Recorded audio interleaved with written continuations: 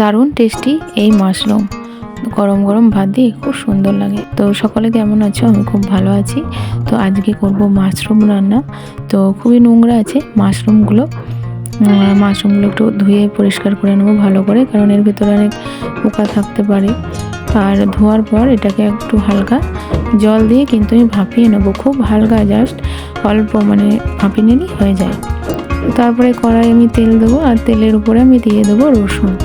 পেঁয়াজও দেওয়া যায়, আমি রসুনটা দিয়ে নিই, তাদের রসুনের যে গন্ধটা চলে যায়, কারণ আমাদের বাড়িতে সবাই রসুনটা খুব একটা পছন্দ করে না। তো তারপরে পেঁয়াজটা দিয়ে নেব, আর পেঁয়াজটা খুব সুন্দর করে ভেজে নিতে হবে, ভাজলে পরে সুন্দর লাগে খেতে। তো তারপরে আলুগুলো দিয়ে দেবো, আর আলুগুলো দেওয়ার উপরে হলুদ নুন দিয়ে এগুলোকে সুন্দর করে নেড়ে নেবো। আর এখানে আমার ভাজাগুলো খুব সুন্দর হয়ে গেছে, আলুতে পেঁয়াজে খুব সুন্দর মেখে গেছে। তো তারপর এবার ঝালের জন্য কাঁচা লঙ্কা দেবো। তো ঝাল ঝাল হবে, তবে তো খেতে ভালো লাগবে। আর তারপরে মাশরুমগুলো আমি দিয়ে নেবো, যেগুলো ভাপিয়ে রেখেছিলাম। তো আর কিছুই নাই, একটু নাড়াচাড়া করে ঢাকা চাপা দিয়ে রান্না করলেই মাশরুম কিন্তু একদম রেডি।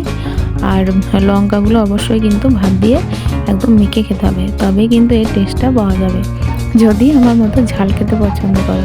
তো চান হয়ে গেছিলো, তাই একটু বারান্দায় আসলাম, জামা কাপড়গুলো ঠিক করে দিলাম। সবাই ভালো থেকো, আর ভিডিওটা দেখার জন্য অসংখ্য ধন্যবাদ। টাটা।